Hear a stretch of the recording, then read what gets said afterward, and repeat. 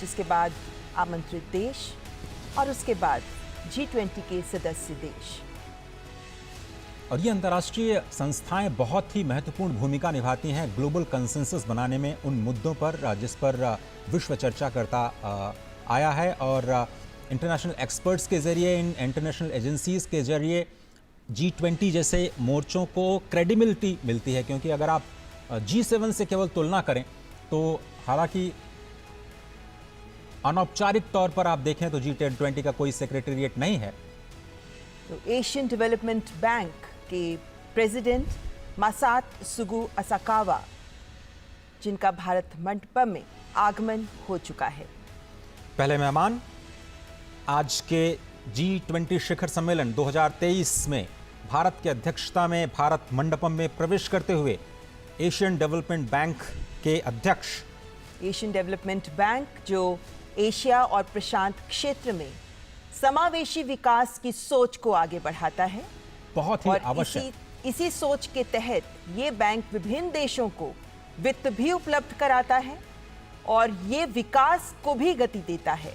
इन मायनों में एशिया के विकास के लिए एशियन डेवलपमेंट बैंक अपनी भूमिका लगातार बढ़ाता रहा है। बहुत बड़ी भूमिका 21वीं सदी, एशिया की सदी, और एशिया में फाइनेंस की जो समस्या है उसको दूर करने के लिए एडीबी ने महत्वपूर्ण भूमिका निभाई। और कैसे इसको और सशक्त किया जाए, कैसे इसका बेहतर कैपिटलाइजेशन किया जाए, उस पर भी फोकस एडीबी का इस वक्त आप देख रहे हैं। भारत मंडपम के अंदर की तस्वीरें, जहां पर योग मुद्राएं भारत की संस्कृति और सभ्यता से हमारे विदेशी मेहमानों को परिचित कराते हुए नजर आएंगी। प्रधानमंत्री नरेंद्र मोदी औपचारिक रूप से इन सभी नेताओं का स्वागत करेंगे। एशियन डेवलपमेंट बैंक के प्रेसिडेंट मासात्सुगु असाकावा जो भारत मंडपम में प्रवेश कर चुके हैं और अब कुछ ही पलों में प्रधानमंत्री उनका औपचारिक स्वागत करेंगे। भारत मंडपम में जिस स्थान से हमारे राष्ट्राध्यक्ष, विभिन्न मेहमान गुजरेंगे, उन्हें फ्लैग्स के द्वारा झंडे लगाकर उनका स्वागत किया जा रहा है। और भारत मंडपम की खूबसूरती से दो चार होते हुए ये सभी हमारे मेहमान मुख्य स्थल तक पहुंचेंगे। तो एशियाई क्षेत्र में इंफ्रास्ट्रक्चर डेवलपमेंट को बढ़ावा देने के लिए एडीबी की बहुत ही महत्वपूर्ण भूमिका है और भारत एक बहुत ही अहम हिस्सा इस। तो प्रधानमंत्री नरेंद्र मोदी इस वक्त एशियन डेवलपमेंट बैंक के प्रेसिडेंट मासात्सुगु असाकावा का स्वागत करते हुए, और यहां से जो सिलसिला शुरू हुआ है ये लगातार आगे बढ़ेगा। फाइनेंशियल स्टेबिलिटी बोर्ड, वित्तीय स्थिरता बोर्ड के अध्यक्ष क्लास नॉट भारत मंडपम में प्रवेश कर चुके हैं। 2021 से ही वे एफएसबी के अध्यक्ष रहे हैं। उन्हें एक लंबा अनुभव रहा है। वे यूरोपियन सेंट्रल बैंक के गवर्निंग काउंसिल के भी सदस्य हैं, जनरल काउंसिल के भी सदस्य हैं, और वे आईएमएफ के बोर्ड ऑफ गवर्नर्स के भी सदस्य हैं। प्रधानमंत्री Narendra Modi financial stability board FSB के अध्यक्ष क्लास नॉट का स्वागत करते हुए। और एफएसबी बहुत इंपॉर्टेंट इसलिए क्योंकि आईएमएफ के साथ मिलकर के इन्होंने सिंथेसिस पेपर तैयार किया है। भारत ने जो अपनी प्रेसिडेंसी में क्रिप्टो को रेगुलेशन को लेकर के प्राथमिकता दिखाई, उस पर काफ़ी इंपॉर्टेंट। और इस वक्त अंतर्राष्ट्रीय श्रम संगठन आईएलओ के डायरेक्टर जनरल गिलबर्ट एफ हांगबो, जिनका प्रवेश हो चुका है, वे आईएलओ के 11वें डायरेक्टर जनरल हैं और वे पहले अफ्रीका महाद्वीप के नागरिक हैं जिन्हें ये पद मिला है। 2022 से ही वे इस पद पर आसीन हैं। अंतर्राष्ट्रीय श्रम संगठन के डायरेक्टर जनरल गिलबर्ट एफ हांगबो का स्वागत करते हुए प्रधानमंत्री नरेंद्र मोदी, और ये हैंडशेक बहुत कुछ बयां करता है।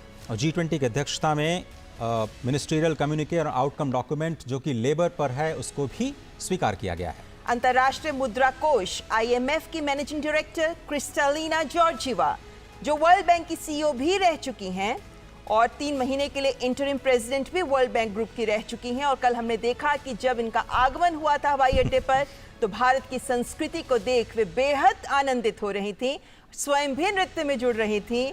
और इसी जोश और उत्साह के साथ अंतर्राष्ट्रीय मुद्रा कोष के मैनेजिंग डायरेक्टर क्रिस्टालिना जॉर्जिवा का प्रवेश भारत मंडपम में।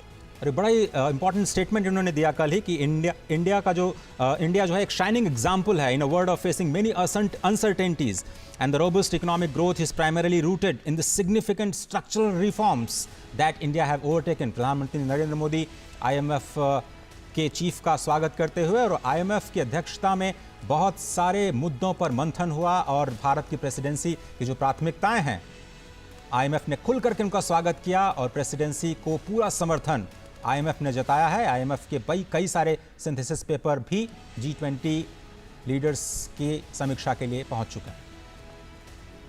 तो विभिन्न राष्ट्राध्यक्षों का पहुंचना जारी। संयुक्त राष्ट्र के सेक्रेटरी जनरल एंटोनियो गुटेरेस, जो इससे पहले United Nations high commissioner for refugees के कमिश्नर भी रह चुके हैं, 10 साल तक वे वंचित और संवेदनशील समूहों उनके मुश्किलों को बहुत करीब से महसूस करते रहे हैं। ये ज्ञात रहे कि जब वो कमिश्नर फॉर रेफ्यूजीज थे उस वक्त सीरिया, इराक, सूडान, यमन, इनके विस्थापितों का दर्द भी उन्होंने करीब से देखा है। वे पुर्तगाल के प्रधानमंत्री भी रह चुके हैं और सेक्रेटरी जनरल के तौर पर उन्होंने कई महत्वपूर्ण कार्य किए हैं, कई महत्वपूर्ण शुरुआत की हैं। और G20 की अध्यक्षता के लिहाज से ये समझना जरूरी है कि कल ही उन्होंने बड़ा बयान दिया कि यूनाइटेड नेशंस में भी रिफॉर्म के लिए वो तैयार हैं। यूनाइटेड नेशंस के चीफ के तौर पर ये बड़ा बयान भारत की प्रेसिडेंसी में आना और भारत की प्रेसिडेंसी को समर्थन देना यूनाइटेड नेशंस की तरफ से एक बड़ा बयान। तो प्रधानमंत्री नरेंद्र मोदी इस वक्त सेक्रेटरी जनरल एंटोनियो गुटेरेस का स्वागत करते हुए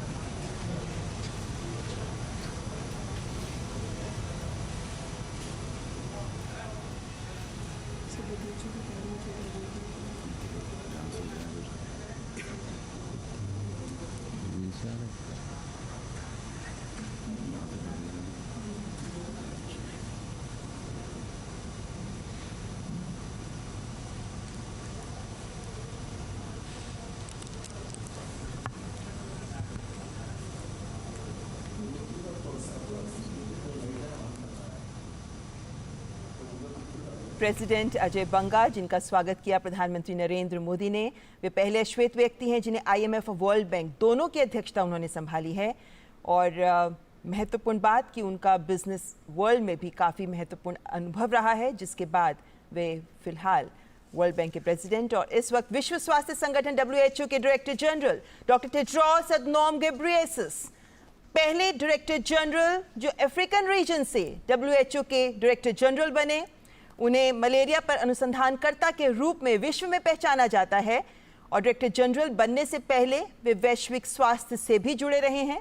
global Fund to Fight AIDS, malaria, tuberculosis के भी वे अध्यक्ष रहे हैं। और जिस वक्त कोविड महामारी ने पूरे विश्व को जकड़ लिया था, उस वक्त उनकी अध्यक्षता में WHO ने महत्वपूर्ण कार्य किए और इस स्थिति में विश्व के समक्ष एक महत्वपूर्ण उदाहरण भी प्रस्तुत किया। विश्व स्वास्थ्य संगठन के director general doctor Tedros Adhanom Ghebreyesus. G20 की अध्यक्षता में वन हेल्थ अप्रोच पर एक बड़ा फोकस और WHO की इसमें बहुत ही महत्वपूर्ण भूमिका। वर्किंग ग्रुप की हम बात करें तो भारत की अध्यक्षता में global initiative on digital health, इसको अडॉप्ट किया गया है। वो लीडर्स के समिट के दौरान उसे रखा जाएगा और अगर उसको समर्थन मिलता है तो ये विश्व के स्वास्थ्य को और ज़्यादा समावेशी बनाने के लिए और ज़्यादा एक्सेसिबल बनाने के लिए और ज़्यादा अफोर्डेबल बनाने के लिए बहुत बड़े मील का पत्थर साबित होगा। प्रधानमंत्री नरेंद्र मोदी WHO के director general doctor Tedros Adhanom Ghebreyesus का स्वागत करते हुए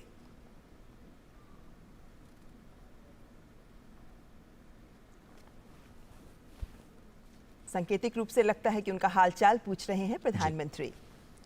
और अब स्क्रीन पर आप देख सकते हैं OECD यानी आर्थिक सहयोग और विकास संगठन के सेक्रेटरी जनरल मथियास कामन, जो ऑस्ट्रेलिया के वित्त मंत्री भी रह चुके हैं, प्रधानमंत्री नरेंद्र मोदी उनका स्वागत करते हुए। इंटरनेशनल टैक्सेशन और कैपेसिटी बिल्डिंग में OECD की बहुत ही महत्वपूर्ण भूमिका, उनके रिपोर्ट से बहुत ज़्यादा मदद मिलती है और जो G20 के वर्किंग ग्रुप हैं उनको अपनी चर्चाओं को और आगे बढ़ाने के लिए बहुत ही इंपॉर्टेंट इंटरनेशनल ऑर्गेनाइजेशंस जो कि इनवाइट किए जाते हैं G20 के सम्मेलन में, बहुत ही ख़ास इनपुट्स के लिए जो डिसीजन मेकिंग में बहुत ही अहम भूमिका निभाते हैं। वैश्विक स्तर पर मुद्दों पर समावेशी विकास को समाहित करने में बहुत ही महत्वपूर्ण भूमिका निभाते हैं। और वर्ल्ड ट्रेड ऑर्गेनाइजेशन के डायरेक्टर जनरल गोजी ओकोंजो इवियाला, जो पहली महिला डायरेक्टर जनरल रही हैं WTO की और पहली अफ्रीकी नागरिक जिन्हें WTO की अध्यक्षता मिली है, गोजी ओकोंजो इवियाला, जो ग्लोबल फाइनेंस एक्सपर्ट हैं, इकोनॉमिस्ट हैं, Asia, Africa, Europe, Latin America, north America में काम करने का इन्हें 40 वर्षों का अनुभव रहा है और अंतर्राष्ट्रीय विकास के विशेषज्ञ इन्हें माना जाता है और फिलहाल WTO की अध्यक्षता संभाल रही हैं। 21वीं सदी के लिए WTO को तैयार करना, WTO में रिफॉर्म, इसकी लगातार बात करता रहा है भारत। और प्रधानमंत्री मोदी ने भी स्पष्ट तौर पर WTO में रिफॉर्म्स की वकालत की और ट्रेड एंड इन्वेस्टमेंट की वर्किंग ग्रुप में WTO मिनिस्ट्रियल मीटिंग में भारत इस मुद्दे पर लगातार बात करता रहा है कि विकासशील देशों को, ग्लोबल साउथ की आवाज़ को WTO में और ज़्यादा तरजीह दी जानी चाहिए। मार्केट एक्सेस में जो विकसित देश हैं, विकासशील देशों की मदद करें। प्रधानमंत्री Narendra Modi goji Okonjo इवियाला WTO के डायरेक्टर जनरल का स्वागत करते हुए।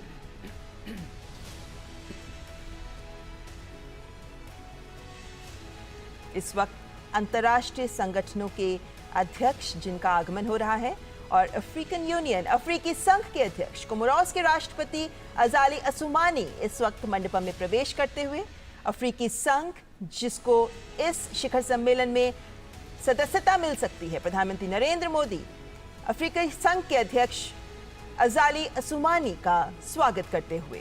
और जिस तरीके से गले लगकर गर्मजोशी के साथ हैंडशेक किया जा रहा है, ये बताती है कि अफ्रीकी संघ को G20 शिखर सम्मेलन में सदस्यता मिलने के आसार पूरे हैं। बिल्कुल, ये बड़ी खबर आ सकती है दिल्ली डिक्लेरेशन के बाद कि अफ्रीकन यूनियन को शामिल किया गया है। बहुत ही इंपॉर्टेंट स्टेटमेंट शायद दिल्ली से निकल सकता है। अभी तक अंतर्राष्ट्रीय संगठनों के अध्यक्ष जिनका स्वागत हो रहा था और अब आमंत्रित देशों के प्रतिनिधि और अध्यक्ष, राष्ट्राध्यक्ष जिनका स्वागत करेंगे प्रधानमंत्री नरेंद्र मोदी। और इस वक्त स्क्रीन पर आप देख सकते हैं ओमान के उप प्रधानमंत्री सईद असाद बिन तारिक अल सईद, जिनका आगमन मंडपम में। ओमान की कैबिनेट में सुल्तान के बाद दूसरे सबसे वरिष्ठ अधिकारी उप प्रधानमंत्री ही होते हैं और ऐसे में अपने देश ओमान का G20 में आमंत्रित देश के तौर पर प्रतिनिधित्व कर रहे हैं ओमान के उप प्रधानमंत्री। अतिथि देवो भव की अवधारणा को ज़मीन पर उतारते हुए भारत मंडपम में G20 की अध्यक्षता और शिखर सम्मेलन से ठीक पहले सबसे पहले अंतर्राष्ट्रीय संस्थान और उसके बाद अतिथि राष्ट्र, उनका स्वागत, ये हमारी परंपरा और बहुत ही इम्पॉर्टेंट इन अतिथि देशों का G20 की बैठकों में शामिल होना, एक ग्लोबल इम्पॉर्टेंस उनके लिए। तो प्रधानमंत्री नरेंद्र मोदी ओमान के उप प्रधानमंत्री सईद असाद बिन तारिक अल सईद का स्वागत करते हुए फॉर्मल फोटो ऑप और आमंत्रित देशों की फहरिस्त में बांग्लादेश की प्रधानमंत्री शेख हसीना, जिनका आगमन हो गया है। बांग्लादेश हमारा बेहद करीबी पड़ोसी देश। कल ही प्रधानमंत्री की बांग्लादेश के साथ द्विपक्षीय वार्ता भी हुई और शेख हसीना, प्रधानमंत्री शेख हसीना और प्रधानमंत्री नरेंद्र मोदी के बीच इस द्विपक्षीय वार्ता में पीपल टू पीपल कॉन्टैक्ट को बढ़ाना, कमर्शियल लिंकेजेस को बढ़ाना, कनेक्टिविटी को बढ़ाने पर बातचीत हुई। प्रधानमंत्री नरेंद्र मोदी बांग्लादेश की प्रधानमंत्री शेख हसीना का औपचारिक स्वागत करते हुए। पड़ोसी देशों के साथ भारत सदा ही अपने रिश्तों को प्रगाढ़ करने में जुटा रहता है और ऐसे में बांग्लादेश, जिनसे हम सीमाएं साझा करते हैं, हमारा एक महत्वपूर्ण पड़ोसी देश। और अब मॉरिशस के प्रधानमंत्री प्रविंद जुगन्नाथ स्क्रीन पे आप देख सकते हैं। इजिप्ट के राष्ट्रपति अब्देल फतेह अल सीसी, इजिप्ट जहां पर भारत अपने बहुत ही करीबी रिश्ते साझा करता है और राष्ट्रपति अब्देल फतेह अल सीसी भारत के साथ अपने रिश्तों को प्रगाढ़ करने के लिए कई महत्वपूर्ण कदम उठा चुके हैं। बहुत इंपॉर्टेंट, और आपको ध्यान होगा कि प्रधानमंत्री ने हाल ही में इजिप्ट की यात्रा भी की और बिल्कुल। दोनों देशों और ऐतिहासिक यात्रा, कई सालों के बाद कोई भारत का प्रधानमंत्री इजिप्ट की यात्रा पर गया और बहुत ही गर्मजोशी के साथ उनका स्वागत किया गया और मुझे लगता है कि वहीं पे इनविटेशन प्रधानमंत्री ने दिया और इस वक्त जी। तस्वीरें आपकी स्क्रीन पर। प्रधानमंत्री नरेंद्र मोदी इजिप्ट के राष्ट्रपति अब्देल फतेह अल सीसी का स्वागत करते हुए, हैंडशेक करते हुए। कोणार्क के सूर्य मंदिर से प्रभावित ये दृश्य और इस भारत बात का भवन के अंदर। विशेष ख्याल रखा गया है कि जब ये औपचारिक फोटो ऑप हो रहा हो तो भारत की संस्कृति की इस अमूल्य धरोहर का भी एक उदाहरण विश्व के सामने रहे। और इस वक्त मॉरिशस के प्रधानमंत्री प्रविंद जुगन्नाथ मंडपम में प्रवेश कर चुके हैं। मॉरिशस के साथ भी भारत की कल द्विपक्षीय वार्ता हुई। प्रधानमंत्री नरेंद्र मोदी ने मॉरिशस के प्रधानमंत्री के साथ द्विपक्षीय वार्ता की और इस वक्त दोनों देशों के कूटनीतिक संबंधों के 75 वर्ष का जश्न भी मनाया जा रहा है। और द्विपक्षीय वार्ताओं में भी फिनटेक, ढांचागत विकास, सांस्कृतिक आदान प्रदान पर भी जोर रहा, क्योंकि मॉरिशस पहला ऐसा देश है अफ्रीकी महाद्वीप का जिसके साथ सेपा भी एग्रीमेंट पर भी आगे हम बढ़ चुके हैं, इसको भी हम साझा करते हैं। तो दोनों देशों के बीच के रिश्ते बेहद महत्वपूर्ण। भारतीय मूल के कई नागरिक मॉरिशस में अपने कारोबारी संबंधों को आगे बढ़ाते हुए स्पष्ट तौर पर नजर आते हैं और मॉरिशस को टैक्स ट्रीटीज के लिहाज से भारत के संदर्भ में काफ़ी महत्वपूर्ण देश के रूप में देखा जाता है। प्रधानमंत्री नरेंद्र मोदी मॉरिशस के प्रधानमंत्री प्रविंद जगन्नाथ का स्वागत करते हुए। विभिन्न देशों के राष्ट्राध्यक्ष जिनका आगमन इस वक्त भारत मंडपम में जारी है और नीदरलैंड्स के प्रधानमंत्री मार्क रूट, नीदरलैंड्स जो आमंत्रित देशों की फहरिस्त में शामिल है और नीदरलैंड्स के साथ भारत का आदान प्रदान महत्वपूर्ण स्तर पर होता रहता है। नीदरलैंड्स की जो वाटर मैनेजमेंट की प्रैक्टिसेस हैं, एग्रीकल्चर की प्रैक्टिसेस हैं, वो पूरी दुनिया के लिए एक मिसाल है और राष्ट्रपति जब यहाँ की यात्रा पर थे तो बहुत सारे बायलैटरल्स के जरिए दोनों देशों के कारोबारी संबंधों को और मजबूत बनाने की कोशिश की गई थी। और नीदरलैंड्स के प्रधानमंत्री जिस मुस्कुराहट के साथ आगे बढ़े और गले लगकर प्रधानमंत्री के साथ उन्होंने गर्मजोशी से किया, उसके साथ देख सकते हैं कि दोनों देशों के संबंधों में जो गर्मजोशी है ये उसका उदाहरण प्रस्तुत करता है। तो प्रधानमंत्री नरेंद्र मोदी नीदरलैंड्स के प्रधानमंत्री मार्क रूट का स्वागत करते हुए। जैसा हम जानते ही हैं, प्रधानमंत्री नरेंद्र मोदी की विभिन्न देशों के राष्ट्राध्यक्षों के साथ एक अलग ही केमिस्ट्री होती है और जिनके साथ उनकी मुलाकात होती भी रहती है। ऐसे में ये राष्ट्राध्यक्ष जब प्रधानमंत्री से मिलते हैं तो ये गर्मजोशी हमें देखने को मिलती है। इस हैंडशेक में जो गर्मजोशी है, इस हैंडशेक में जो स्ट्रेंथ है, वो आपसी रिश्तों को भी बेहतर बनाती है। और इस वक्त नाइजीरिया के राष्ट्रपति बोला अहमद तिनुबू। नाइजीरिया को उम्मीद है कि भारत से रक्षा क्षेत्र में बहुत बड़ा इन्वेस्टमेंट शायद नाइजीरिया में आ सकता है और साथ ही साथ स्पष्ट तौर पर औपचारिक तौर पर उन्होंने कहा है कि बहुत ही सौभाग्य की बात है कि भारत को G20 की प्रेसिडेंसी दी गई है इस साल और बहुत सारे मुद्दे जो ग्लोबल साउथ के उठाए गए हैं वो नाइजीरिया ने उनका समर्थन किया है और भारत के प्रति अपनी कृतज्ञता जताई। और अफ्रीका का एक बेहद महत्वपूर्ण सबसे बड़ी अर्थव्यवस्था माना जाता है नाइजीरिया को। इन मायनों में नाइजीरिया एक बेहद महत्वपूर्ण देश अफ्रीका का और नाइजीरिया के राष्ट्रपति का G20 में एक आमंत्रित देश के रूप में इस G20 शिखर सम्मेलन में शामिल होना भी बेहद महत्वपूर्ण संकेत देता है।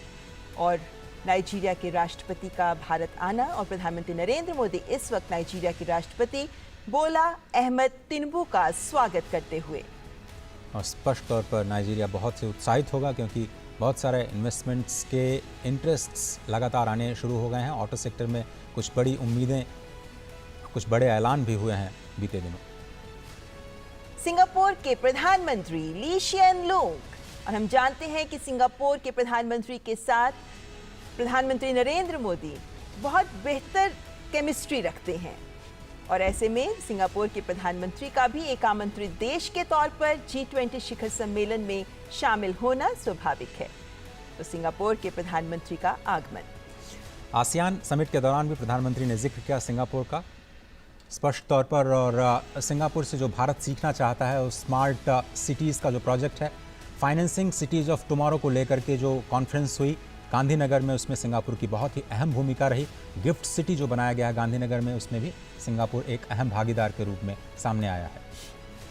तो सिंगापुर के प्रधानमंत्री ली शेन लूंग का स्वागत किया प्रधानमंत्री ने और विभिन्न देशों के राष्ट्राध्यक्षों का आगमन जारी है और उनका औपचारिक स्वागत प्रधानमंत्री नरेंद्र मोदी के द्वारा 18वें G20 शिखर सम्मेलन के दौरान किया जा रहा है। और ये योग वॉल जिसके आगे से सभी राष्ट्राध्यक्ष गुजर रहे हैं, महत्वपूर्ण। स्पेन की उपराष्ट्रपति नाडिया कैल्विनो सेंटामारिया,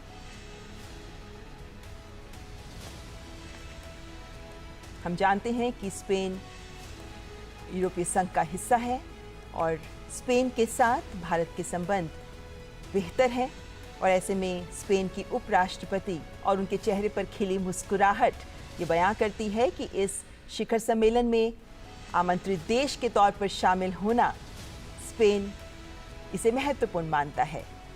दोनों देशों के बीच स्किल्ड वर्कफोर्स के आदान प्रदान को लेकर के काफ़ी ज़्यादा उत्सुकता दिखाई दे रही है और स्पष्ट तौर पर जो G20 में बातचीत चल रही है, लेबर फोर्स के किसी भी तरह के मूवमेंट को बढ़ावा देने के लिए जो एक आम सहमति, एक वैश्विक सहमति बनाई जाए, उस पर भारत और स्पेन दोनों ही देशों को फायदा होने की उम्मीद है। प्रधानमंत्री नरेंद्र मोदी स्पेन की उपराष्ट्रपति नाडिया कैल्विनो सेंटामारिया का स्वागत करते हुए हैंडशेक करते हुए।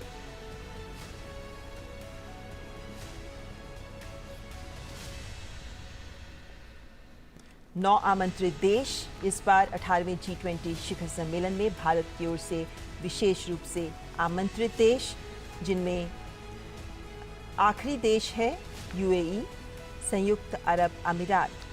अब से थोड़ी देर पहले UAE के तरफ से अभी तक जो इनवाइटेड कंट्रीज हैं उनमें तो आपकी स्क्रीन पे आप देख सकते हैं UAE यानी संयुक्त अरब अमीरात के राष्ट्रपति शेख मोहम्मद बिन जायद अल नहयान मंडपम में प्रवेश करते हुए। संयुक्त अरब अमीरात एक बेहद महत्वपूर्ण देश, विशेष रूप से आर्थिक रूप से अगर हम बात करते हैं, तेल संसाधनों के कारण और अन्य कूटनीतिक कारणों से भी भारत का महत्वपूर्ण सहयोगी देश संयुक्त अरब अमीरात। फ्री ट्रेड एग्रीमेंट को लेकर के दोनों देश काफ़ी ज़्यादा उत्साहित और हाल ही में जो FTA किया गया है भारत की तरफ से, उसका फ़ायदा अब ज़मीन पर दिखने लगा है। रोज़गार के लिहाज से, GDP के लिहाज से और दोनों देशों के बीच जो ट्रेड रिलेशंस हैं उसको बढ़ाने में इस FTA की बहुत अहम भूमिका रही है। और बहुत सारे भारतीय सऊदी अरब में जो कार्य करते हैं उनको लेकर के लेवल प्लेइंग फील्ड दी जाए और उनको असिस्टेंस दिया जाए और आप केमिस्ट्री स्पष्ट तौर पर देख सकते हैं। तो प्रधानमंत्री नरेंद्र मोदी UAE यानी संयुक्त अरब अमीरात के राष्ट्रपति शेख मोहम्मद बिन जायद अल नहयान का स्वागत करते हुए न केवल हैंडशेक बल्कि दोनों हाथों से उनके हाथों को थामते हुए उन्हें गले लगाते हुए। तो अब तक 9 आमंत्रित देश Oman, Bangladesh, Egypt, Mauritius, Netherlands, Nigeria, Singapore, Spain और UAE, इन 9 आमंत्रित देशों के राष्ट्राध्यक्ष अब भारत मंडपम में प्रवेश कर चुके हैं और अब बारी है G20 के सदस्य देशों। हम जानते हैं कि G20 के सदस्य देशों में भारत समेत 19 देश और साथ में यूरोपीय संघ शामिल है और इन विभिन्न देशों के राष्ट्राध्यक्षों का भी अब एक एक कर प्रधानमंत्री नरेंद्र मोदी स्वागत करेंगे। हालांकि अभी फ्रांस के राष्ट्रपति इमैनुअल मैक्रों का भारत आगमन का इंतज़ार है, लेकिन बाकी सभी राष्ट्राध्यक्ष भारत पहुंच चुके हैं। तो इन सभी का स्वागत करेंगे प्रधानमंत्री नरेंद्र मोदी और भारत मंडपम अपनी पूरी खूबसूरती के साथ इस वक्त मौसम की भी खूबसूरती को समेटे हुए यहाँ अपने विदेशी मेहमानों का स्वागत कर रहा है।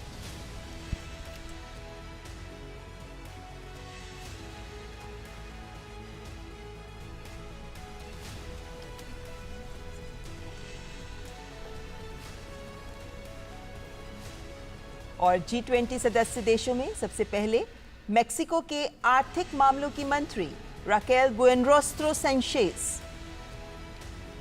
मेक्सिको को विकासशील देशों की एक सशक्त आवाज़ के रूप में देखा जाता है और एग्रीकल्चर को लेकर के जो वहाँ पे बेस्ट प्रैक्टिसेस हैं उनसे सीखने की कोशिश पूरी दुनिया करती रही है। एग्रीकल्चर वर्किंग ग्रुप में भी मेक्सिको की अहम भूमिका रही है। किस तरह से खाद्य सुरक्षा को लेकर के जो खाद की कीमतों में हमने उछाल देखा कोविड के दौरान, रशिया यूक्रेन क्राइसिस के दौरान, उसमें कैसे सभी लोग मिलकर के फूड सिक्योरिटी की जो समस्या है उस पर आम राय, आम सहमति बना पाएँ, उसमें मेक्सिको ने एक अहम योगदान दिया। और स्पष्ट तौर पर G20 के सदस्य देश के रूप में भारत और मेक्सिको के न केवल द्विपक्षीय संबंध बल्कि G20 के मंच पर भी इन दोनों देशों का विकासशील देश के तौर पर अपने विचारों को रखना काफ़ी अहम।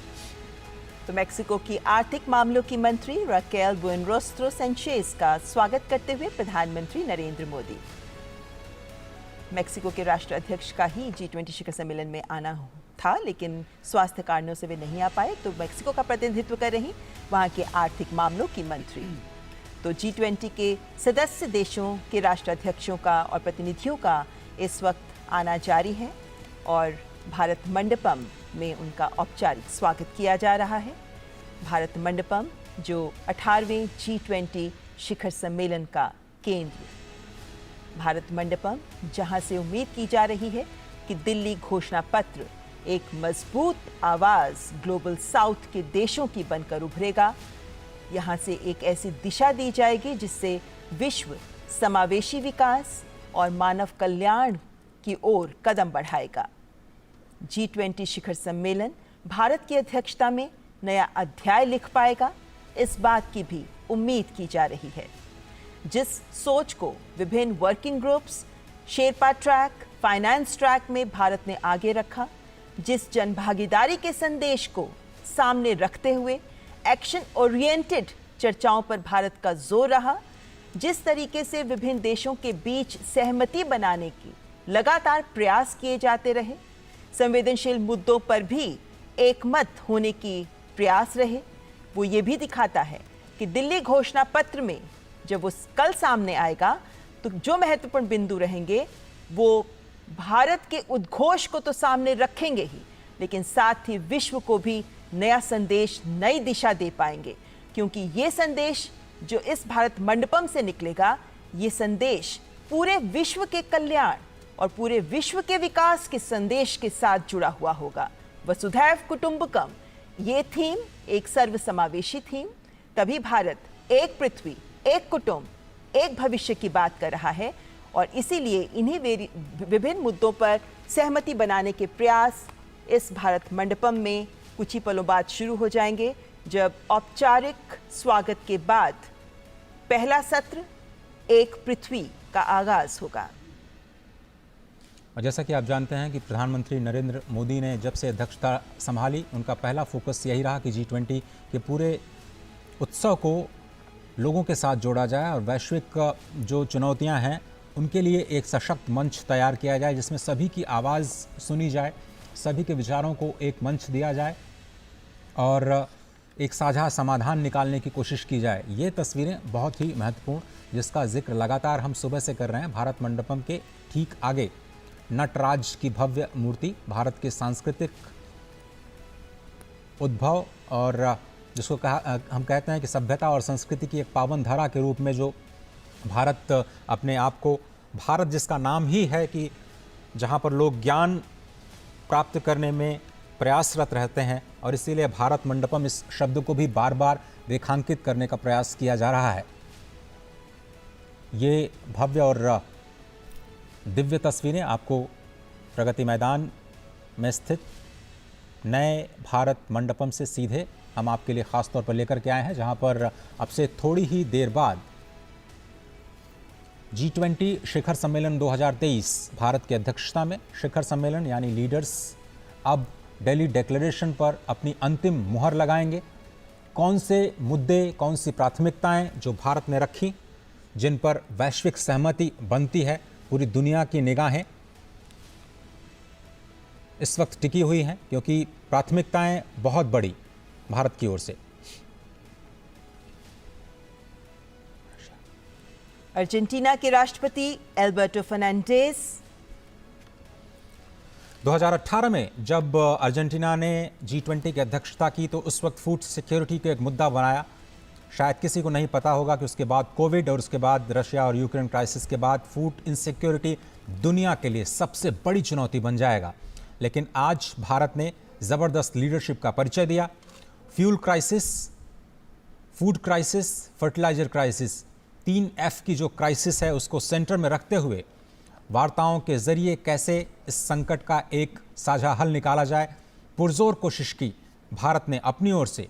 तो प्रधानमंत्री नरेंद्र मोदी अर्जेंटीना के राष्ट्रपति एल्बर्टो फर्नांडिस का स्वागत करते हुए, अर्जेंटीना जो भारत के साथ कई विभिन्न समूहों में मंच साझा करता है और इस वक्त G20 शिखर सम्मेलन में प्रधानमंत्री नरेंद्र मोदी अर्जेंटीना के राष्ट्रपति का स्वागत करते हुए, अर्जेंटीना जिसके साथ हमारा व्यापार कई उत्पाद के तहत आगे बढ़ता है, और इस वक्त ऑस्ट्रेलिया के प्रधानमंत्री Anthony Norman Albanese sustainable, balanced and inclusive global economic growth के लिए ऑस्ट्रेलिया की आवाज़ बहुत ही महत्वपूर्ण। ऑस्ट्रेलिया ने एक ओपन ग्लोबल इकोनॉमी और rule based multilateral trading system का समर्थन किया है, जिस पर भारत के प्रेसिडेंसी का सबसे बड़ा फोकस रहा है कि जो 20वीं सदी के संस्थान हैं उनको 21वीं सदी के लिए कैसे तैयार किया जाए। खुले तौर पर ऑस्ट्रेलिया ने समर्थन किया है कि जो रिफॉर्म्स हैं मल्टीलेटरल इंस्टीट्यूशंस का होना चाहिए, उस पर कई सारे पेपर्स आ चुके हैं। भारत की ओर से इंडिपेंडेंट एक्सपर्ट ग्रुप ने अपनी पहली रिपोर्ट भी सौंप दी है। दूसरी रिपोर्ट शायद अक्टूबर में आएगी, जिसका असर आने वाले दिनों में आपको प्रेसिडेंसी के दौरान दिखाई दे सकता है। एक बड़ी पहल ऑस्ट्रेलिया ने जिसका भरपूर समर्थन किया। प्रधानमंत्री नरेंद्र मोदी ऑस्ट्रेलिया के प्रधानमंत्री एंथनी नॉर्मन एल्बनीजी का स्वागत करते हुए,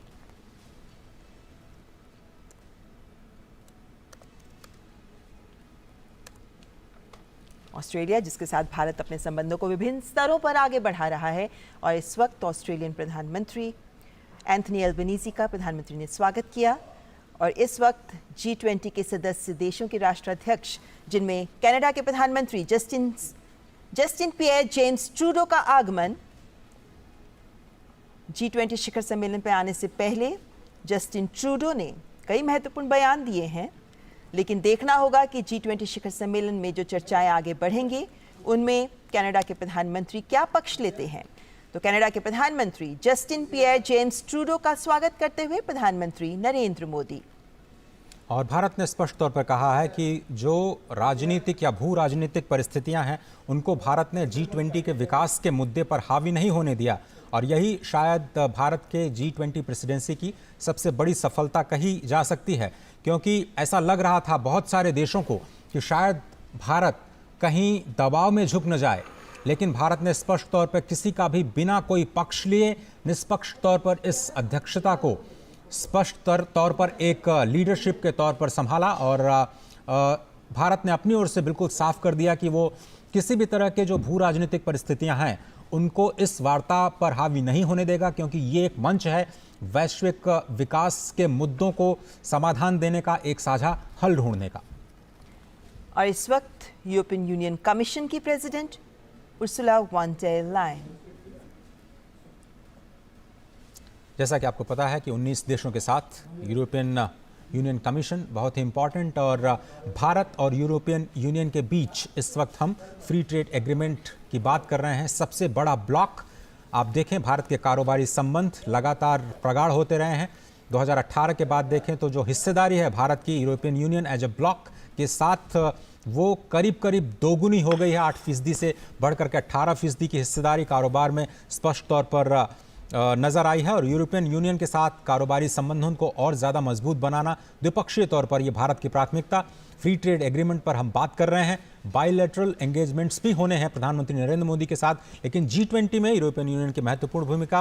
पूरे यूरोप की तरफ से एक मात्र सदस्य जो पूरे यूरोप का प्रतिनिधित्व करता है G20 के इस बहुत ही खास मंच का। तो यूरोपियन यूनियन की कमीशन की president Ursula von der Leyen, जिनका प्रधानमंत्री नरेंद्र मोदी के द्वारा स्वागत किया जा रहा है। यूरोपियन यूनियन काउंसिल की तरफ से उर्सुला वॉन डेर लायन, और यूरोपियन यूनियन कमीशन की तरफ से यूरोपियन यूनियन काउंसिल के प्रेसिडेंट शार्ल मिशेल, जो कि यूरोपियन यूनियन कमीशन के प्रेसिडेंट हैं, और इस वक्त आपकी स्क्रीन पर नजर आ रहे थे। यूरोपियन यूनियन काउंसिल के प्रेसिडेंट चार्ल्स मिशेल, उनका स्वागत प्रधानमंत्री नरेंद्र मोदी के द्वारा। यूरोपियन यूनियन G20 में फिलहाल इकलौता संघ, जिसके बाद अफ्रीकी संघ के शामिल होने के बाद कह सकते हैं कि G20 में 2 संघ हो जाएंगे, 19 देश और 2 संघ। लेकिन फिलहाल 19 देशों के साथ G20 में यूरोपियन यूनियन एक संघ के तौर पर शामिल है।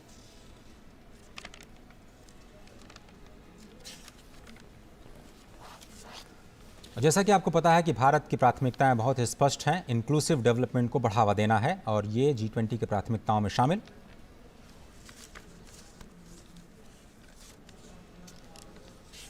जर्मनी के चांसलर ओलाफ शॉल्स का आगमन।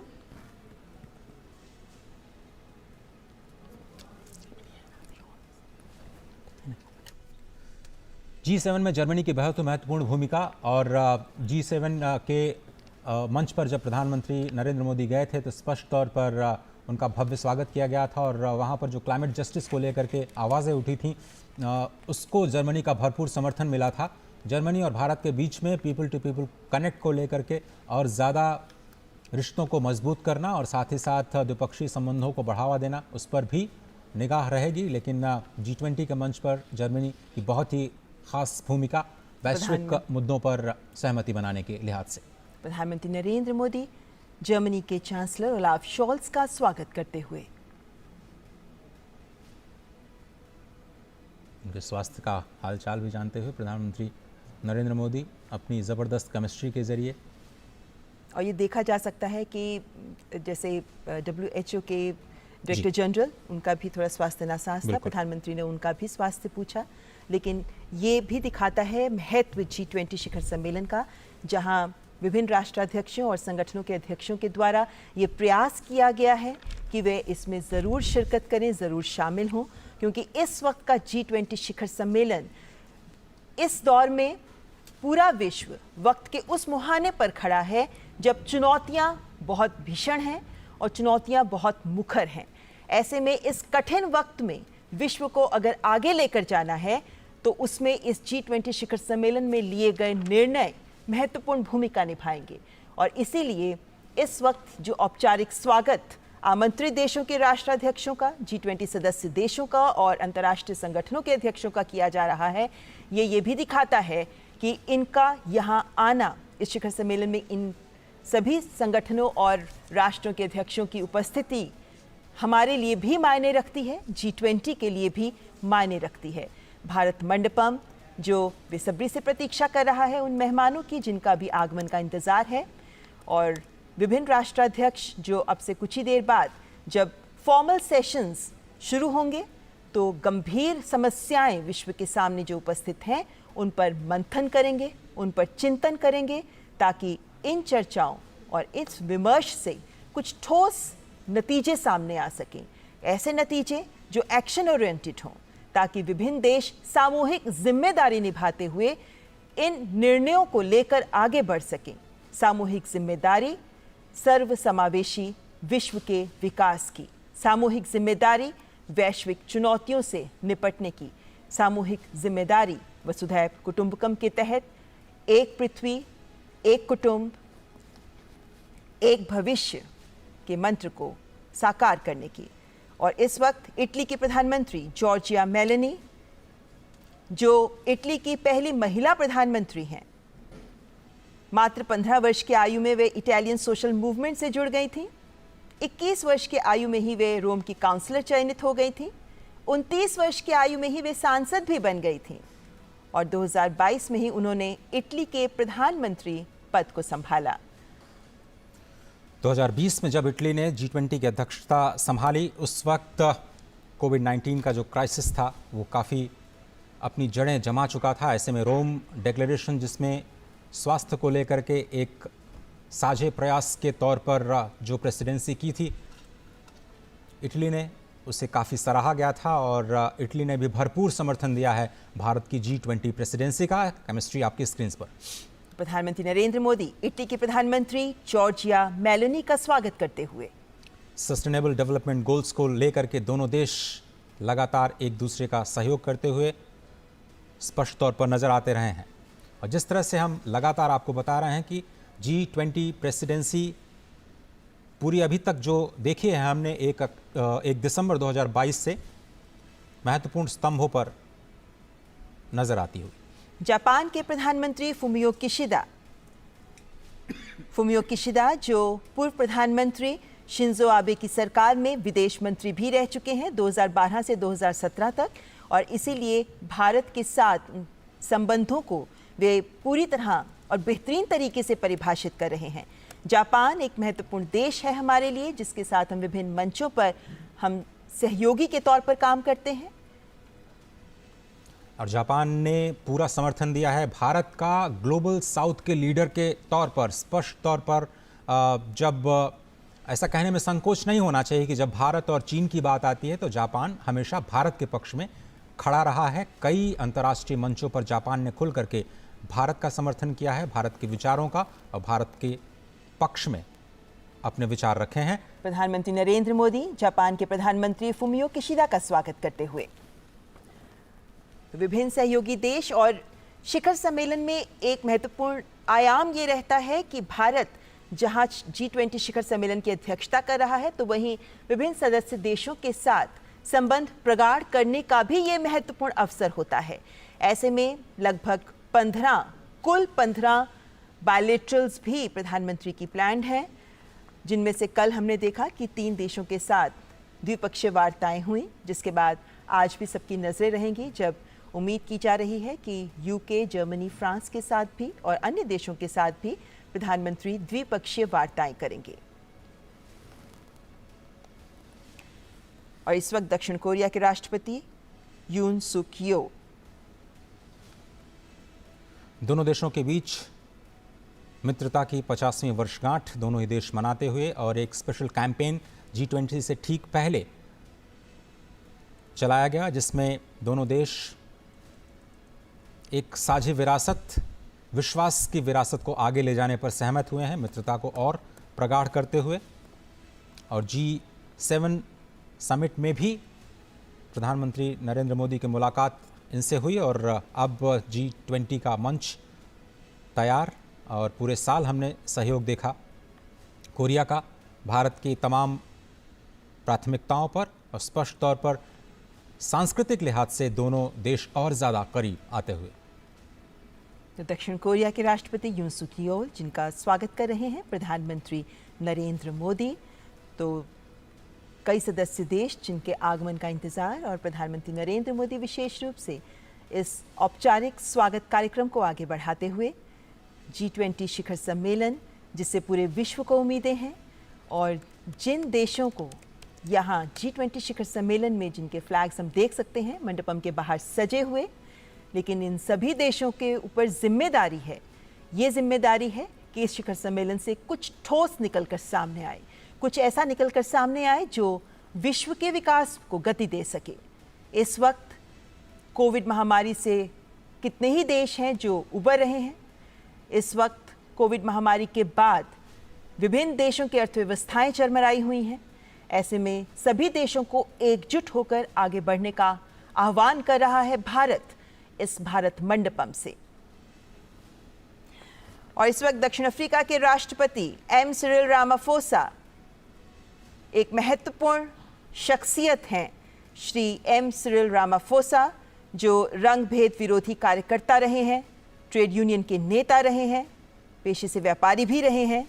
2014 से 2018 तक आप दक्षिण अफ्रीका के उपराष्ट्रपति रहे और अब दक्षिण अफ्रीका के राष्ट्रपति के पद पर विराजमान। और G20 शिखर सम्मेलन में दक्षिण अफ्रीका के राष्ट्रपति एम सिरिल रामाफोसा का आगमन।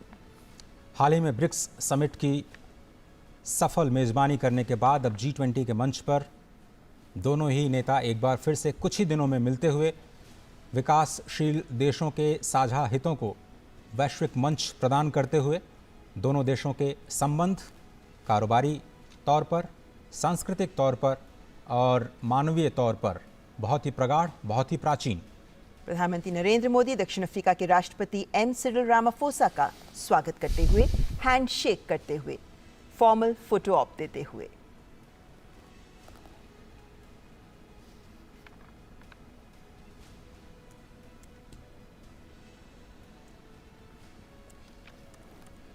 भारत मंडपम की खूबसूरती इस मौसम में देखते ही बनती है, विशेषकर रात के वक्त जब ये रोशनी से जगमगा उठता है, तब ये उम्मीद की जाती है कि ये रोशनी पूरे विश्व को रोशन करेगी। और ऐसे में आज जब मौसम भी बेहद सुहावना है, ये दिखाता है कि दिल्ली मौसम के साथ भी तैयार है अपने गणमान्य अतिथिगण का स्वागत करने के लिए। ये विभिन्न देशों के राष्ट्राध्यक्ष जो शक्तिशाली नेता हैं और ये विभिन्न राष्ट्र जो वैश्विक अर्थव्यवस्था में शक्तिशाली राष्ट्र के रूप में विराजमान हैं, इन सभी राष्ट्रों का और राष्ट्राध्यक्षों का एक ही मंच पर आज उपस्थित होना महत्वपूर्ण संकेत। और इस वक्त तुर्की के राष्ट्रपति रिसेप तैयप एर्दोआन का भारत मंडपम में आगमन। 2003 से 2014 तक आप तुर्की के प्रधानमंत्री रहे हैं, इससे पहले आप इस्तांबुल के मेयर भी रहे हैं और अब तुर्की के राष्ट्रपति के तौर पर महत्वपूर्ण जिम्मेदारी निभाते हुए और G20 के मंच पर अपने देश को प्रस्तुत करते हुए। तुर्की ने 2015 में G20 की अध्यक्षता संभाली थी और उस वक्त इंक्लूसिवनेस, इन्वेस्टमेंट और इम्प्लीमेंटेशन के 3I के इर्द गिर्द पूरी की पूरी प्रेसिडेंसी तुर्की की थी। और भारत की प्रेसिडेंसी में इंक्लूसिव एक पहला एजेंडा जिसको कहा जा सकता है और एक्शन ओरिएंटेड जो हमारा अंतिम एजेंडा है जिसको आप इम्प्लीमेंटेशन के साथ जोड़ सकते हैं, तो दोनों ही प्रेसिडेंसी में काफ़ी समानता दिखाई देती हुई और बहुत ही। और 2015 में जब तुर्की की अध्यक्षता में G20 शिखर सम्मेलन हुआ था, तब W20 विमेन 20 का भी एंगेजमेंट ग्रुप जिसका निर्माण किया गया था, जिसका गठन किया गया था और वहीं से महिला विमर्श के मुद्दों को भी आगे बढ़ाया गया, जिससे पहले G20 में कोई महिलाओं के मुद्दे पर विमर्श का अलग से कोई समूह नहीं था। तो तुर्की के राष्ट्रपति रिसेप तैयप एर्दोआन का स्वागत करते हुए प्रधानमंत्री नरेंद्र मोदी। इंक्लूसिवनेस की जब भी बात होती है, महिलाओं की भागीदारी बहुत ही महत्वपूर्ण। और इस वक्त आप देख सकते हैं यूनाइटेड किंगडम के प्रधानमंत्री ऋषि सुनक का आगमन भारत मंडपम में। भारतीय मूल के पहले व्यक्ति जो यूनाइटेड किंगडम के प्रधानमंत्री पद तक पहुंचे हैं, पहले ब्रिटिश एशियन जिन्होंने पद संभाला है। और आप पहले राजकोष के चांसलर भी रह चुके हैं, ट्रेजरी के मुख्य सचिव भी रहे देश में, और अब यूनाइटेड किंगडम के प्रधानमंत्री पद को संभालते हुए ऋषि सुनक, हमने देखा कि कल जैसे ही वे हवाई जहाज से उतरे, उन्होंने सबसे पहले प्रणाम किया। और इस वक्त प्रधानमंत्री नरेंद्र मोदी गर्मजोशी के साथ गले मिलते हुए ऋषि सुनक के साथ और हैंडशेक करते हुए औपचारिक स्वागत। G20 का समर्थन और सबकी निगाहें होंगी भारत यूके FTA वार्ता पर, जो कि बहुत ही फाइनल स्टेज में है और दोनों नेता इसको अंतिम रूप दे सकते हैं। पूरी दुनिया की निगाहें इस पर होंगी कि भारत यूके FTA को लेकर के दोनों देश कैसे आगे बढ़ते हैं।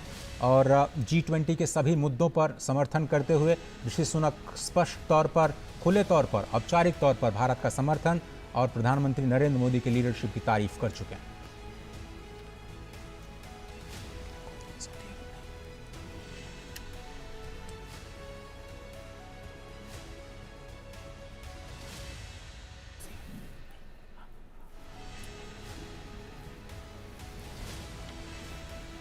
रूस के विदेश मंत्री सर्गेई लावरोव का भी आगमन। व्लादिमीर पुतिन नहीं आ पाए, उनकी जगह सर्गेई लावरोव रूस का प्रतिनिधित्व करते हुए।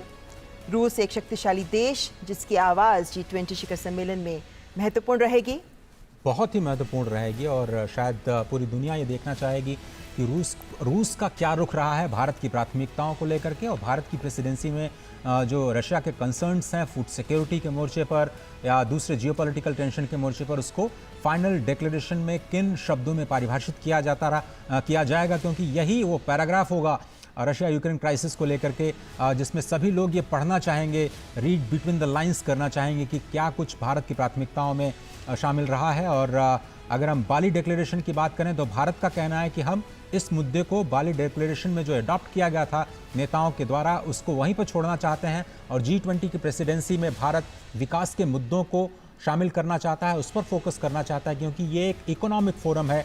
जियोपॉलिटिकल टेंशंस को स्थान देने का इस फोरम, इसे एक मंच नहीं बनाया जा सकता।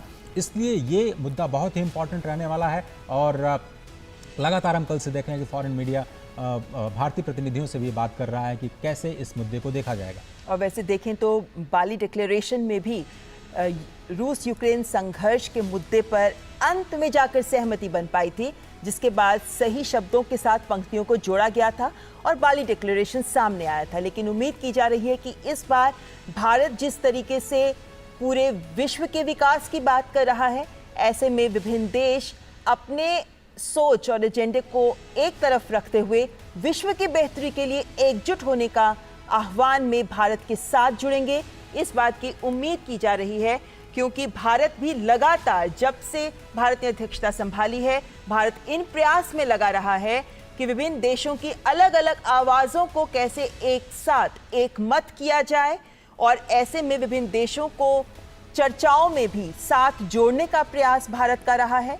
और इस वक्त जाहिर है कि रूस के विदेश मंत्री क्योंकि पहुंच चुके हैं, उसके बाद जब चर्चाओं में वे शिरकत करेंगे तो रूस यूक्रेन संघर्ष का मुद्दा दिल्ली डिक्लेरेशन में किन शब्दों के साथ रखा जाता है, किस हद तक जगह मिल पाती है, उस पर सहमति बनाने पर भारत का और विभिन्न देश जो भारत के साथ इस मुहिम में जुटे हुए हैं कि इस दिल्ली डिक्लेरेशन को फाइनल किया जाए और सही तरीके से भारत विश्व के विकास को लेकर जो आवाज बुलंद कर रहा है, ग्लोबल साउथ के हितों को साथ लेकर आगे बढ़ने की बात कर रहा है, उसको साथ मिल सके और सार्थक तरीके से उसे दिल्ली घोषणा पत्र में शामिल किया जा सके, इसका प्रयास भारत तथा अन्य देश भी G20 शिखर सम्मेलन में कर रहे हैं। क्योंकि कहीं ना कहीं ये जिम्मेदारी सभी देशों पर आती है कि अपनी सोच, अपने स्वार्थ को दरकिनार करते हुए इस वक्त विश्व की बेहतरी के लिए, विश्व कल्याण के लिए सोचें और आगे बढ़ें ताकि कुछ ठोस एक्शन ओरिएंटेड एजेंडे सामने आ सके।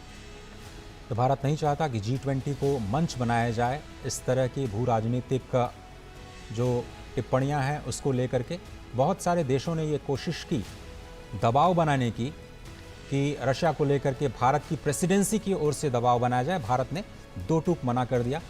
ये एक विकास से संबंधित मुद्दों पर विचार विमर्श करने का मंच है और इसको कूटनीतिक मसलों के लिए इस्तेमाल नहीं किया जा सकता और भारत कम से कम ऐसा नहीं करने देगा। बहुत सारे मुद्दों पर ज़रूर बात हुई और अंत तक ये मुद्दा हमने अपनी प्राथमिकता में शामिल रखा कि जो विकास के मुद्दे हैं वो कहीं पीछे न रह जाएं।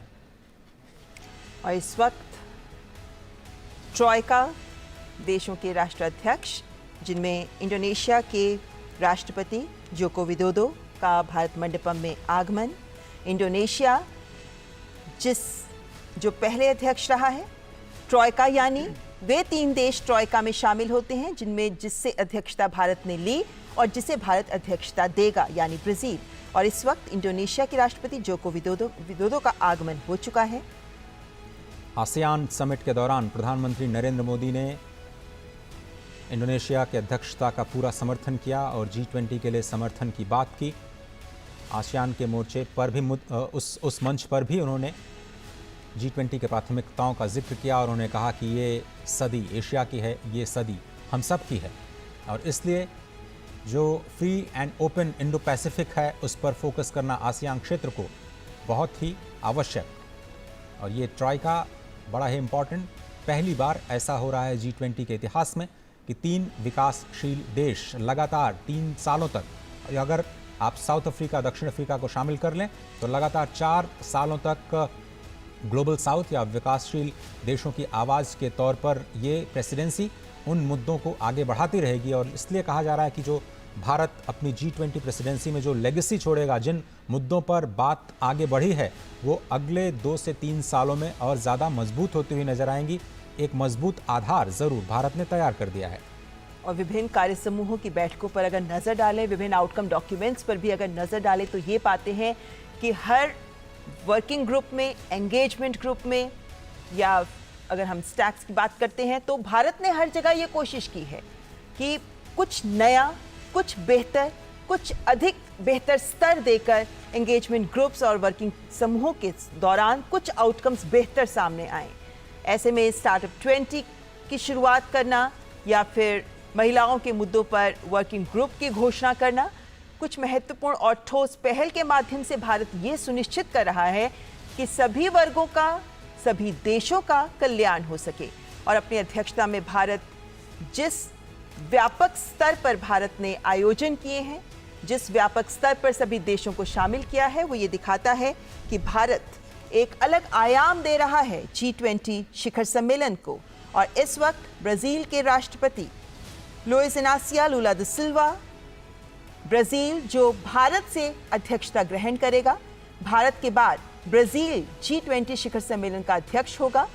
ऐसे में ट्रॉयका के तहत ब्राजील के राष्ट्रपति लुइस इनासियो लुला दा सिल्वा भारत मंडपम में आगमन। ब्रिक्स के साझे सदस्य के तौर पर भारत और ब्राज़ील लगातार प्रतिनिधित्व करते रहे हैं एशिया का और विकासशील देशों का।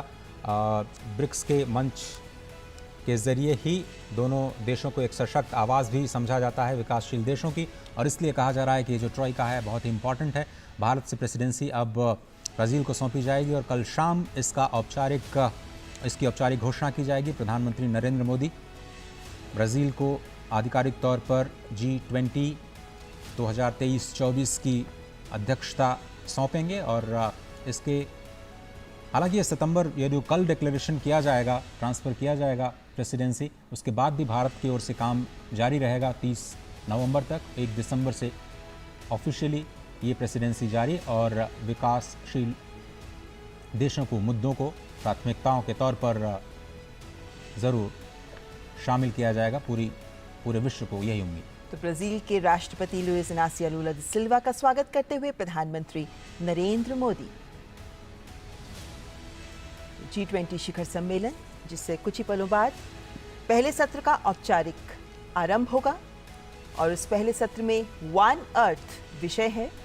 और ऐसे में उम्मीद की जा रही है कि जिस एकात्मवाद की सोच के साथ भारत आगे बढ़ रहा है, जिस बंधुत्व की भावना को भारत आगे बढ़ा रहा है, वो भावना इन चर्चाओं के तहत निकलने वाले आउटकम में भी परिलक्षित होगी। इस बात का अंदाज़ा, इस बात की उम्मीद लगातार की जा रही है। और ऐसे में विभिन्न राष्ट्राध्यक्षों का भारत मंडपम में आगमन और उसके बाद पहले सत्र में उनका शामिल होना ये उम्मीद जताता है कि कुछ सार्थक चर्चा, सार्थक विमर्श निकलकर सामने आएगा। हम जानते हैं कि शेरपा ट्रैक पहले ही विभिन्न बिंदुओं पर, विभिन्न मंचों पर, विभिन्न एंगेजमेंट ग्रुप्स और वर्किंग ग्रुप्स के सजेशंस, रिकमेंडेशंस को साथ लेकर डॉक्यूमेंट्स तैयार कर चुका है, जिस पर मुहर लगाएंगे विभिन्न राष्ट्राध्यक्ष।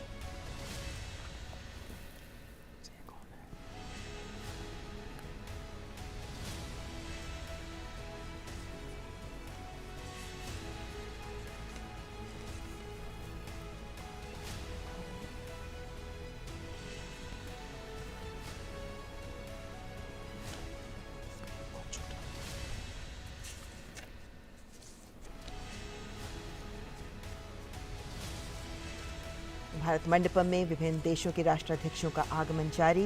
प्रधानमंत्री नरेंद्र मोदी कर रहे हैं औपचारिक स्वागत और इस औपचारिक स्वागत के बाद फोटो ऑप के बाद शुरुआत होगी पहले सत्र की। और चीन के प्रधानमंत्री ली चियांग का स्वागत करते हुए प्रधानमंत्री नरेंद्र मोदी। चीन जो G20 शिखर सम्मेलन के विभिन्न मंचों पर, विभिन्न चर्चाओं में कुछ मुद्दों पर सवाल उठाता रहा है, लेकिन उम्मीद की जा रही है कि जो आउटकम डॉक्यूमेंट आएगा उसमें एकमत सहमति मिल पाएगी। भारत के वित्त मंत्री के साथ चीन के जो समकक्ष हैं वित्त मंत्री, उनकी मुलाकात गांधीनगर में हुई थी और उसके बाद ये उम्मीदें अब उठने लगी हैं कि चीन बहुत सारे मुद्दों पर शायद भारत का समर्थन कर सकता है, भारत की प्रेसिडेंसी का समर्थन कर सकता है। देखना होगा कि विकास के मुद्दों पर किस तरह से, फूड सिक्योरिटी के मुद्दे पर, डेट रेजोल्यूशन के मुद्दे पर चीन का क्या रुख रहता है। और भारत की प्रेसिडेंसी में जो प्राथमिकताएं तय की गई हैं, चाहे वो मल्टीलेटरल इंस्टीट्यूशंस का रिफॉर्म हो या फिर सस्टेनेबल डेवलपमेंट गोल्स की समीक्षा करना हो, क्योंकि वो शायद वो सबसे बड़ी चुनौती है। 2030 तक प्रधानमंत्री मोदी ने कहा कि इस वक्त हम मध्य में खड़े हैं जब इसकी समीक्षा करना बहुत ज़रूरी है। किसी को पता नहीं था कि रशिया यूक्रेन क्राइसिस और कोविड जैसी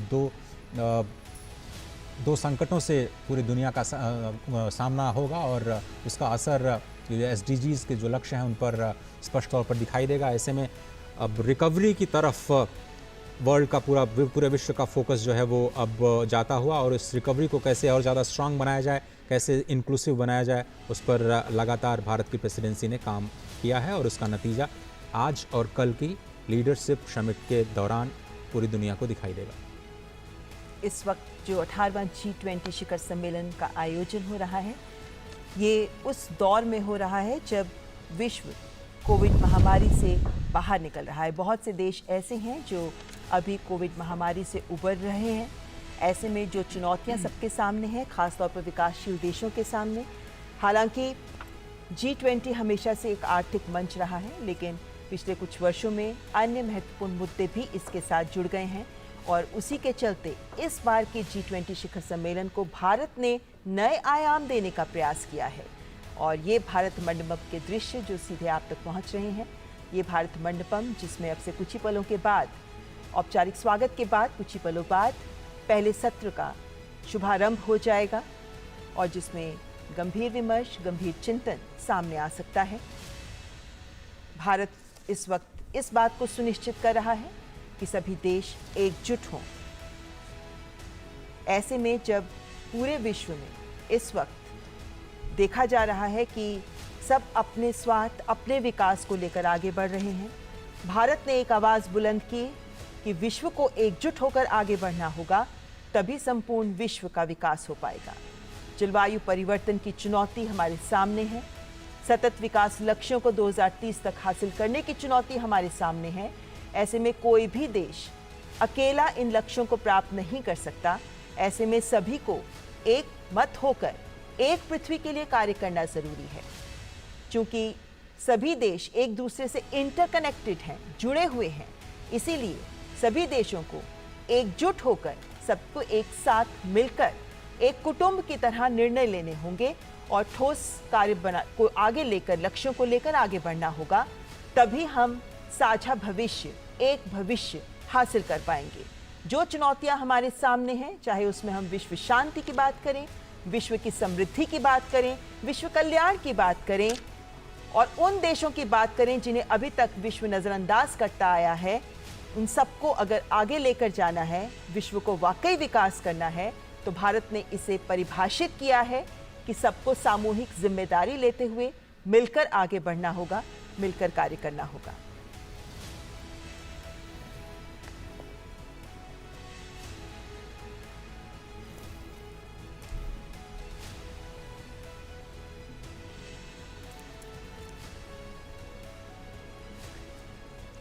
और भारत मंडपम से सीधे तस्वीरें आप देख रहे हैं और औपचारिक स्वागत का कार्यक्रम अब समाप्त हो चुका है। G20 शिखर सम्मेलन 2023 अब अपने पहले सत्र की ओर धीरे धीरे कदम आगे बढ़ाता हुआ, जहां वन अर्थ पर चर्चा होनी है। पहले सत्र में 3 फोकस, 3 सत्र और फिलहाल जो देशों के राष्ट्राध्यक्षों का आगमन का इंतजार इस वक्त हो रहा है और भारत मंडपम में पहले सत्र के औपचारिक आरंभ से पहले प्रधानमंत्री नरेंद्र मोदी के द्वारा विभिन्न राष्ट्राध्यक्षों का औपचारिक स्वागत का सिलसिला जारी। स्टूडियो में इस वक्त अंशु जोशी जी हमारे साथ हैं, JNU की प्रोफेसर। बड़ा फोकस, भारत की जो अध्यक्षता है वो अब अंतिम चरण में आ चुकी है अंशु जी। लेकिन यहाँ से हम एक नए अध्याय की शुरुआत होते हुए देख रहे हैं। हम देख सकते हैं कि कितना भव्य आयोजन है, किस पैमाने पर हमने ये आयोजन किया है। हमने 1 लाख से भी ज़्यादा जो प्रतिनिधि और विदेश से आए मेहमान हैं, उनका इस अपने अध्यक्षता के 1 साल में यहाँ स्वागत किया। हमने अपने देश में 60 से भी अधिक शहरों में G20 की 220 से भी ज़्यादा मीटिंग्स का सफलतापूर्वक आयोजन किया। हमने इसमें नए लोग जोड़े। हमने जो पूरे विश्व से आए हुए मेहमान थे, जो विश्व के अलग अलग प्रतिनिधि थे, उन्हें अपनी जनता से जोड़ा। हमने गवर्नमेंट टू पीपल और पीपल टू पीपल कनेक्ट पे बढ़ावा दिया। इसे हमने अपनी अध्यक्षता में करके दिखाया।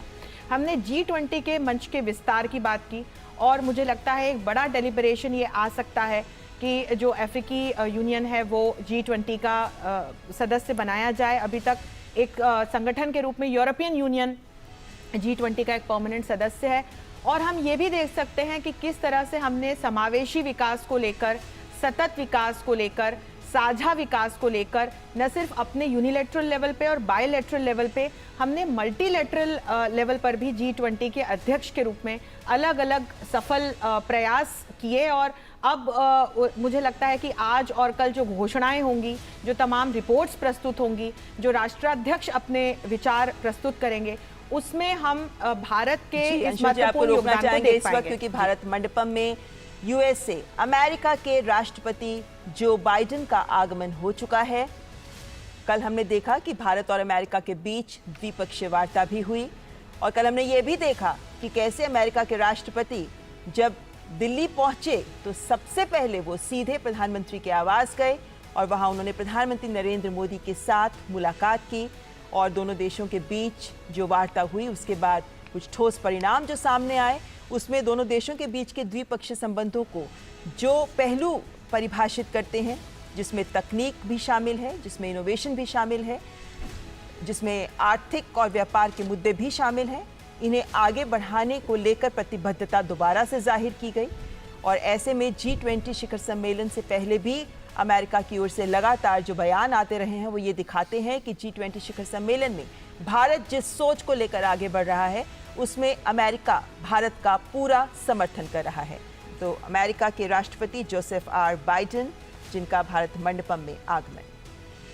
और अमेरिका के पहले स्टेट विजिट के दौरान जिन मुद्दों की शुरुआत प्रधानमंत्री मोदी ने की थी उसको और आगे बढ़ाते हुए दोनों ही नेता अपने द्विपक्षीय वार्ता के दौरान और G20 के मंच पर भी जो वैश्विक मुद्दे हैं, भारत की प्राथमिकता के मुद्दे हैं, अमेरिका ने उनका खुल करके स्वागत किया है। मल्टीलेटरल एजेंसीज, इंस्टीट्यूशंस में रिफॉर्म्स के मुद्दे पर अमेरिका स्पष्ट तौर पर भारत का समर्थन करता हुआ नजर आया है। UNSC की स्थायी सदस्यता का भी अमेरिका ने खुले तौर पर समर्थन किया है और ये स्पष्ट तौर पर अमेरिका कहता आया है कि अगर दुनिया की ग्रोथ को सस्टेनेबल बनाना है तो भारत को नज़रअंदाज नहीं किया जा सकता। बदलते हुए परिदृश्य में दुनिया की सोच को बदलना ही होगा और दुनिया की सबसे पुरानी डेमोक्रेसी, दुनिया की सबसे बड़ी डेमोक्रेसी और जब प्रधानमंत्री नरेंद्र मोदी अमेरिका गए थे तब भी हमने देखा कि किस तरीके से उनका स्वागत करते हुए राष्ट्रपति और फर्स्ट लेडी ने प्रधानमंत्री के दोनों तरफ से हाथ पकड़ के वे उन्हें अपने आवास के अंदर लेकर गए थे। और वो ये दिखाता है कि दोनों देशों के राष्ट्राध्यक्षों के बीच कितने मधुर, कितने करीबी संबंध हैं। और प्रधानमंत्री नरेंद्र मोदी इस वक्त पीछे चित्रित इस चित्र को राष्ट्रपति जो बाइडेन को एक्सप्लेन करते हुए कि इसके मायने क्या हैं। समय का चक्र हमेशा चलता रहता है। एक सांकेतिक बयान कह सकते हैं इसे, लेकिन हाँ, प्रधानमंत्री नरेंद्र मोदी जिस तरीके से हमारे देश की संस्कृति में गौरव महसूस करते हैं और इसको सबके सामने रखते हैं, वो ये दिखाता है कि भारत जैसा सांस्कृतिक रूप से समृद्ध और विविध देश विभिन्न मंचों पर इस समृद्ध भारत की विरासत को प्रदर्शित करना महत्वपूर्ण है, क्योंकि ये भी भारत की एक ताकत है। तो अंशुल जी, मैं ये भी जानना चाह रही थी आपसे कि हम जब जन भागीदारी की बात करते हैं तो हमने देखा कि विभिन्न एंगेजमेंट ग्रुप्स में, उदाहरण के तौर पर महिलाओं की अगर मैं बात करूं तो आंगनवाड़ी वर्कर्स तक लेकर यहाँ तक कि जो स्ट्रीट वेंडर्स हैं उनको भी लिया गया, यहाँ तक कि जो असंगठित क्षेत्र की महिलाएं हैं जो घरों में काम करती हैं उन तक भी पहुंचा गया। तो क्या ये भी साबित करता है कि भारत का एक ये भी प्रयास है कि जो कुछ स्टेप्स, जो कुछ निर्णय सामने आए वो जमीनी स्तर पर लोगों के जीवन को बदल सके, उसे प्रभावित कर सके, ताकि वो जो बदलाव की बात की जाती है विश्व में वो बड़े बड़े ऐलान नहीं, छोटे छोटे कदमों से सामने आए। और इस वक्त आपको रोकना चाहूंगी फिर, क्योंकि इस वक्त हम स्क्रीन पर दिखा सकते हैं आपको कि सऊदी अरब के किंग सलमान बिन अब्दुल अजीज अल सऊद का भारत मंडपम में आगमन। अब क्राउन प्रिंस सलमान बिन अब्दुल अजीज अल सऊद का आगमन हो चुका है। अब से कुछ ही देर पहले सऊदी अरब के क्राउन प्रिंस भारत पहुंचे हैं।